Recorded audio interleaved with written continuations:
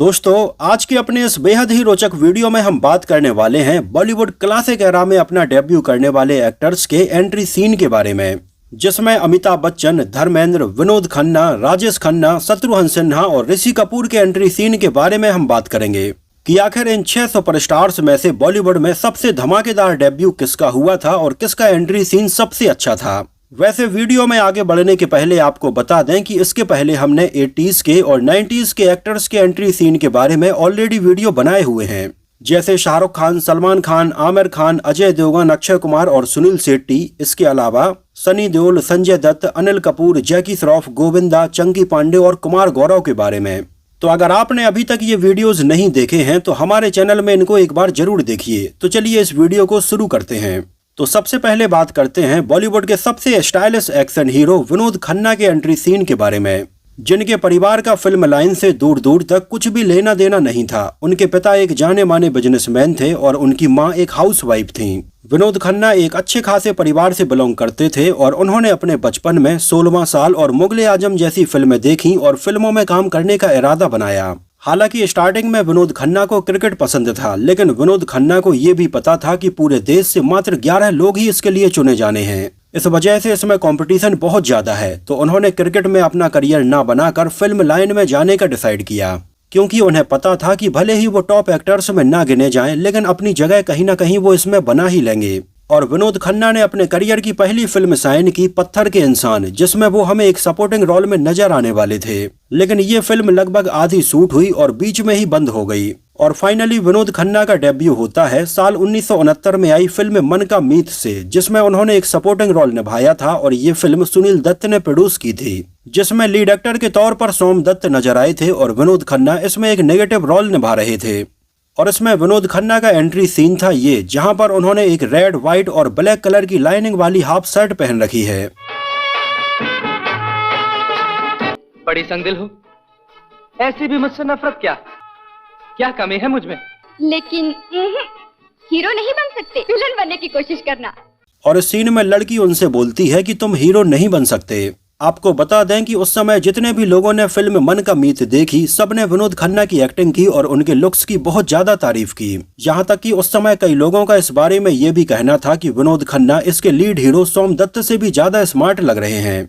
और वाकई में ऐसा ही था। उन्होंने अपने दमदार लुक्स, अपनी हैवी पर्सनालिटी और बेहतरीन डायलॉग डिलीवरी की वजह से आगे चलकर फिल्मों में लीड एक्टर के तौर पर अपनी जगह बनाई और बॉलीवुड के टॉप एक्टर्स में गिने जाने लगे थे। हालांकि कई सालों तक विनोद खन्ना फिल्मों में हमें सपोर्टिंग रोल में ही नजर आते रहे, जिनमें सुनील दत्त, मनोज कुमार, राजेश खन्ना और किशोर कुमार जैसे कई एक्टर्स की फिल्मों में विनोद खन्ना ने सपोर्टिंग रोल निभाया। और फाइनली लीड एक्टर के तौर पर विनोद खन्ना हमें पहली बार साल 1971 में आई गुलजार की फिल्म मेरे अपने में नजर आए, जो फिल्म उस समय सुपरहिट रही थी। और इसमें विनोद खन्ना का एंट्री सीन था ये देखिए श्याम भाई, ये चाकू निकला उसकी जेब से। इस मोहल्ले में छुरा लेके क्यों घूम रहा था? जबान खींच लूंगा। छुरा तेरे उस बात छेनू के पास ही है क्या? क्यों आया था इस मोहल्ले में? विनोद खन्ना के बाद अब बात करते हैं अमिताभ बच्चन के बारे में, जिनके परिवार के बारे में आप सभी जानते ही होंगे कि वो जाने माने कवि हरिवंश राय बच्चन के बेटे हैं, जिनका परिवार गांधी परिवार के बहुत ही क्लोज रहा है और अमिताभ बच्चन की परवरिश बहुत अच्छे से हुई। लेट 60s में अमिताभ बच्चन ने ऑल इंडिया रेडियो दिल्ली के लिए ऑडिशन भी दिया था, लेकिन उनकी आवाज के चलते उन्हें इसमें साइन नहीं किया गया। और इसके बाद अमिताभ बच्चन कोलकाता जाकर वहां की एक प्राइवेट कंपनी में काम करने लगे थे। आगे चलकर थिएटर की तरफ उनका रुझान हुआ। उन्होंने थिएटर भी किया और फिल्मों में आने का डिसाइड किया। और पहली बार अमिताभ बच्चन ने मृणाल सेन की साल 1969 में आई नेशनल अवार्ड विनिंग फिल्म भुवन सोम में अपनी आवाज दी थी। और अमिताभ बच्चन का साल 1969 में ही स्क्रीन डेब्यू हुआ था फिल्म 7 हिंदुस्तानी से। और इसमें अमिताभ बच्चन हमें कुछ ऐसे नजर आए थे जहां उन्होंने इसमें दाढ़ी और मूछें भी रखी थीं। ये अरंतु परंतु की भाषा अपने बस की नहीं। हाँ, तो क्या लिखते हैं महमूद मियां?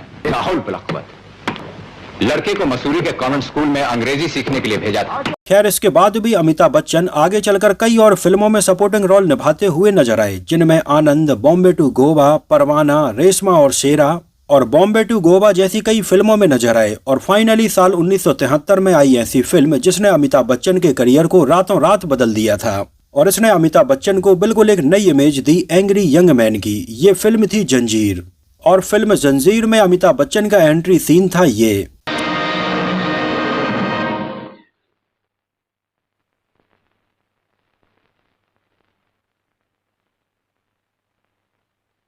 जिस सीन में अमिताभ बच्चन एक सपना देखते हैं और अचानक से जाग जाते हैं।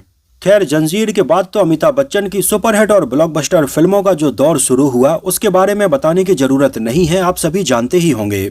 अब बात करते हैं राजेश खन्ना के एंट्री सीन के बारे में, जिनको हिंदी सिनेमा का पहला सुपरस्टार कहा जाता है। और उनके परिवार का भी फिल्म लाइन से दूर दूर तक कुछ भी लेना देना नहीं था। उनके पिता लाला हीरानंद खन्ना स्कूल में हेडमास्टर थे और उनकी मां चंद्रानी खन्ना एक हाउसवाइफ थीं। लेकिन यहाँ पर आपको बताते चलें कि राजेश खन्ना की परवरिश इनके पेरेंट्स के द्वारा नहीं, बल्कि इनके माता पिता के रिलेटिव चुन्नीलाल खन्ना और लीलावती खन्ना के द्वारा की गई थी, जिनकी आर्थिक हालत अच्छी थी और वो रेलवे में कॉन्ट्रैक्टर के तौर पर काम करते थे। राजेश खन्ना की स्कूलिंग और कॉलेज की पढ़ाई कंप्लीट हो जाने के बाद उन्हें थिएटर में इंटरेस्ट आने लगा और उन्होंने अपने कॉलेज के दौरान अंधा युग नाम के एक प्ले में पार्टिसिपेट किया, जहां राजेश खन्ना की एक्टिंग की सबने तारीफ की। और उस समय उनका ये प्ले देख रहे सारे चीफ गेस्ट ने ये कहा था कि उन्हें आगे चलकर हीरो बनना चाहिए। और उस समय राजेश खन्ना ने फिल्मों में काम ढूंढना शुरू कर दिया था और कहा जाता है कि राजेश खन्ना उन दोनों ऐसे पहले स्ट्रगलर थे जो अपनी MG स्पोर्ट्स कार में डायरेक्टर और प्रोड्यूसर के पास में फिल्मों में काम मांगने के लिए जाते थे। जितनी महंगी और लग्जरी कार उस समय खुद फिल्मों में काम कर रहे कई एक्टर्स के पास में और डायरेक्टर्स के पास में तक नहीं थी। वैसे आपको बता दें कि साल 1965 में United producers and film fair के द्वारा एक ऑल इंडिया टैलेंट कॉन्टेस्ट रखा गया था, जिस कॉन्टेस्ट में लगभग 10,000 से भी ज्यादा लोगों ने पार्टिसिपेट किया था और इसमें से 8 लोगों को फाइनल किया गया था, जिनमें से राजेश खन्ना भी एक थे। उनके साथ में जाने माने डायरेक्टर सुभाष घई भी थे और कई और भी लोग थे। और फाइनली राजेश खन्ना हमें पहली बार साल 1966 में आई फिल्म आखिरी खत में नजर आए और इसमें राजेश खन्ना का एंट्री सीन था ये, जिसमें वो काफी स्टाइलिश नजर आ रहे हैं और उन्होंने अपने गले में एक मफलर भी डाला है। जानती हो जी क्या चाहता है? जी चाहता है कि तुम्हें हमेशा अपने पास रखूं। वो जो तुम्हारा गांव है ना, बहुत खूबसूरत लगता था मुझे, लेकिन अब मुझे इससे चिढ़ होने लगी है क्योंकि तुम मुझे छोड़कर वहां चली जाती हो। और इसके बाद राजेश खन्ना आगे चलकर राज, औरत, बहारों के सपने, खामोशी और इत्तेफाक जैसी कई फिल्मों में नजर आए। लेकिन उनके करियर के लिए गेम चेंजिंग फिल्म रही थी साल 1969 में आई आराधना, जिसने राजेश खन्ना के करियर को बिल्कुल एक अलग ही दिशा दी थी। और इसके बाद तो आगे चलकर राजेश खन्ना हमें दो रास्ते, बंधन, सच्चा झूठा और ऐसी कई और फिल्मों में नजर आए। यहाँ पर आपको बता दें कि साल 1970 से लेकर 71 के बीच में राजेश खन्ना ने लगातार 17 सुपरहिट फिल्में दी थीं।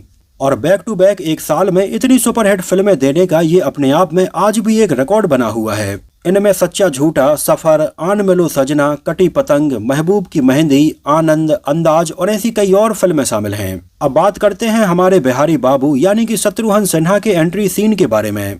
तो बिहार के पटना में पले बड़े शत्रुघ्न सिन्हा को शुरुआत से ही एक्टिंग में काफी दिलचस्पी थी और आगे चलकर उन्होंने FTII से एक्टिंग का डिप्लोमा भी किया था। यहाँ आपको बता दें कि शत्रुघ्न सिन्हा ने अपने करियर की शुरुआत सपोर्टिंग रोल ही नहीं बिल्कुल ऐसे अनक्रेडिटेड रोल से की थी जहाँ कई फिल्मों में आपने उनको नोटिस तक नहीं किया होगा। जैसे 1967 में आई फिल्म द ट्रेन के एक सीन में शत्रुघ्न सिन्हा हमें एक पैसेंजर के तौर पर नजर आए थे। आगे चलकर उन्होंने माया नाम की एक टीवी सीरीज में भी काम किया था और फाइनली साल 1969 में वो पहली बार हमें फिल्म प्यार ही प्यार में नजर आए, जिसमें लीड एक्टर के तौर पर धर्मेंद्र थे, उनके साथ में वैजंती माला थी और शत्रुघ्न सिन्हा इसमें हमें एक छोटे से विलेन के रोल में नजर आए, जिनका रोल फिल्म में इतना छोटा था कि इसके लिए उन्हें कोई भी क्रेडिट नहीं दिया गया था। अशोक न सही, सतीश राज तो है, दीवान साहब तो मिल नहीं रहे, शुक्र है आप तो मिले। हुजूर, मेरे पास एक सबूत है, वो सबूत जो श्याम कुमार ने मेरे पास रख छोड़ा था कि अगर उसे कुछ हो जाए, श्याम कुमार को तो आपने ठिकाने लगा ही दिया है।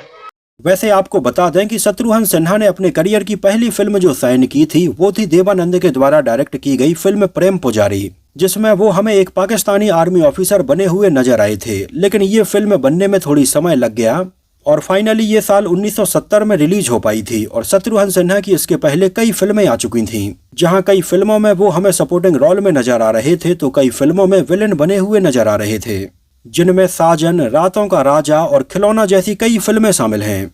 और आगे चलकर शत्रुघ्न सिन्हा पहली बार हमें थोड़ी नोटेबल फिल्म में नजर आए। ये फिल्म थी साल 1971 में आई गुलजार की फिल्म मेरे अपने।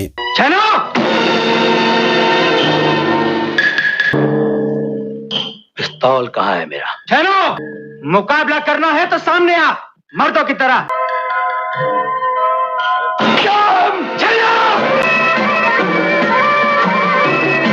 जिसमें शत्रुघ्न सिन्हा की फ्यूचर वाइफ पूनम सिन्हा भी काम कर रही थी और इसमें उनके साथ में विनोद खन्ना भी नजर आए थे। और इसके बाद भी आगे चलकर कई फिल्मों में शत्रुघ्न सिन्हा हमें सपोर्टिंग रोल निभाते हुए ही नजर आए। और फाइनली साल 1976 में शत्रुघ्न सिन्हा की लीड एक्टर के तौर पर फिल्म आई थी कालीचरण। और फिल्म कालीचरण में अगर उनकी एंट्री सीन की बात करें तो ये था।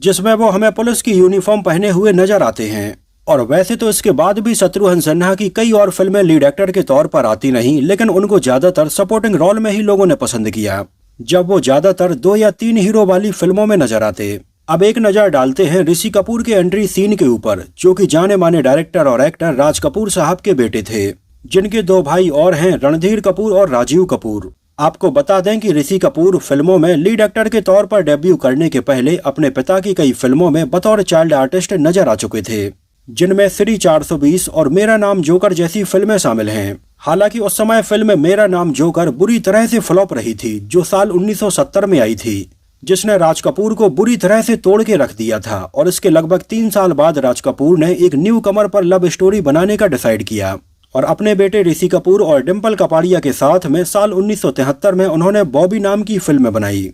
और जिस समय ऋषि कपूर इसमें काम कर रहे थे, उस समय उनकी उम्र लगभग 17-18 साल ही थी। और फिल्म बॉबी में ऋषि कपूर का एंट्री सीन था ये, जिसमें वो बहुत ही भोले भाले और सीधे साधे लग रहे थे। प्यार हो गया है, लेकिन आज मैं तुम्हें फिर याद दिलाऊंगा, अपनी जिंदगी के फैसले अपने आप करो। खैर, इसके बाद ऋषि कपूर हमें कई और फिल्मों में नजर आए, जिनमें जहरीला इंसान, खेल खेल में, रफू चक्कर और जिंदा दिल जैसी कई फिल्में शामिल हैं। हालांकि ऋषि कपूर ने भी लीड एक्टर के तौर पर कई फिल्मों में काम किया, लेकिन उनको भी ज्यादातर सपोर्टिंग रोल में ही लोगों ने पसंद किया। एक्चुअली ये वो समय था जब अमिताभ बच्चन की आंधी कुछ ऐसी आई थी कि उनके सामने बड़े से बड़े हीरो भी नहीं टिक पा रहे थे। और उस समय अमिताभ बच्चन के साये में ऋषि कपूर, विनोद खन्ना और शत्रुघ्न सिन्हा जैसे कई एक्टर्स को कई फिल्मों में सपोर्टिंग रोल में ही काम करना पड़ा था। अब बात करते हैं बॉलीवुड के ही मैन कहे जाने वाले बॉलीवुड के सबसे जिंदा दिल हीरो धर्मेंद्र के बारे में, जो वैसे तो पंजाब के एक किसान परिवार से बिलोंग करते थे और उनका भी दूर दूर तक फिल्म लाइन से कुछ भी लेना देना नहीं था। और अपने 65 साल लंबे फिल्मी करियर में धर्मेंद्र ने लगभग 300 से भी ज्यादा फिल्मों में काम किया है। यहाँ तक कि उनके नाम पर एक रिकॉर्ड भी दर्ज है हिंदी सिनेमा की सबसे ज्यादा हिट फिल्मों में काम करने का। धर्मेंद्र हमेशा से ही दिलीप कुमार को अपना बड़ा भाई मानते आए हैं और हमेशा ही उन्होंने ये कहा है कि वो दिलीप कुमार को देखकर ही फिल्मों में आए हैं। उस समय जब धर्मेंद्र ने चोरी छुपे कई फिल्मों में दिलीप कुमार को बड़े पर्दे पर देखा, तो वो उनको देखकर बिल्कुल दीवाने हो गए थे और तभी उन्होंने ये डिसाइड कर लिया था कि उन्हें भी आगे चलकर फिल्मों में ही काम करना है। और उस समय धर्मेंद्र ने फिल्म फेयर मैगजीन के द्वारा रखे गए एक नेशनल ऑर्गेनाइजेशन न्यू टैलेंट को जीता था। और इस तरह से धर्मेंद्र लगभग साल 1960 में पंजाब से मुंबई फिल्मों में काम करने के लिए आ गए थे, जहां उनकी मुलाकात हुई थी पहली बार डायरेक्टर अर्जुन हिंगुरानी से, जिन्होंने धर्मेंद्र के साथ में पहली फिल्म बनाई थी दिल भी तेरा हम भी तेरे। हालांकि ये फिल्म उस समय बॉक्स ऑफिस पर कुछ खास नहीं चल पाई थी। और इसमें धर्मेंद्र का पहला सीन था ये, जहां पर वो एक कैवेंडर नाम की सिगरेट का प्रचार करते हुए नजर आते हैं। हालांकि इस पहले ही सीन में धर्मेंद्र काफी स्मार्ट और हैंडसम लग रहे थे। एक गाने में 2 मिलती है मेहरबान, एक गाने में 2 सिगरेट पीजिए। देखो ना। आज कंडक्टर साहब, आदमी का भरोसा नहीं कब चलते चलते गिर जाए, इसलिए पियो और गम गलत करो। खैर, ये फिल्म तो उस समय नहीं चल पाई थी और इसके बाद में आगे चलकर धर्मेंद्र हमें फिल्म शोला और शबनम में, मनोज कुमार की अनपढ़ में और बंधनी जैसी कई फिल्मों में नजर आए। आगे चलकर मनोज कुमार की फिल्म आई मिलन की बेला में एक बार फिर से धर्मेंद्र ने नेगेटिव रोल निभाया और इसके लिए उन्हें film fair best supporting actor के लिए नॉमिनेशन भी मिला था। और आगे चलकर धर्मेंद्र को सबसे ज्यादा नोटिस किया गया था साल 1964 में आई वॉर ड्रामा फिल्म हकीकत में। और इसके बाद तो धर्मेंद्र का हिट फिल्में देने का जो सिलसिला शुरू हुआ वो लगातार चलता ही रहा। तो दोस्तों, ये तो बात हुई बॉलीवुड क्लासिक एक्टर्स के एंट्री सीन के बारे में, जैसे कि अमिताभ बच्चन, धर्मेंद्र, शत्रुघ्न सिन्हा, विनोद खन्ना, राजेश खन्ना और ऋषि कपूर। अब यहाँ पर अगर मैं सबसे अच्छे एंट्री सीन की बात करूँ तो मुझे लगता है कि विनोद खन्ना का एंट्री सीन सबसे अच्छा था, उसके बाद में राजेश खन्ना का और उसके बाद में ऋषि कपूर का। वैसे ये मेरी पर्सनल चॉइस है और यहाँ केवल एंट्री सीन के बेस पर ही बात हो रही है, कौन सा हीरो अच्छा है कौन सा नहीं, इस बारे में नहीं। वैसे आपको सबसे अच्छा एंट्री सीन इनमें से किसका लगा था, हमें कमेंट सेक्शन में जरूर बताइए। वैसे आप यहाँ पर एक लिस्ट बनाकर भी हमें बता सकते हैं कि सबसे अच्छा एंट्री सीन किसका था, दूसरे नंबर पर किसका था और तीसरे नंबर पर किसका था। और अगर आप में से किसी ने इन एक्टर्स की डेब्यू फिल्म को सिनेमा हॉल में देखा है तो हमें सिनेमा हॉल का नाम और शहर का नाम भी जरूर बताना। तो फिलहाल के लिए इस वीडियो में इतना ही। अगर ये वीडियो आपको पसंद आया हो, मेरी मेहनत आपको पसंद आई हो, तो इसको प्लीज लाइक करके मुझे इस बात का जवाब जरूर दीजिए। तो मिलते हैं किसी नए वीडियो में कुछ और ऐसी ही इंटरेस्टिंग और रोचक बातों के साथ।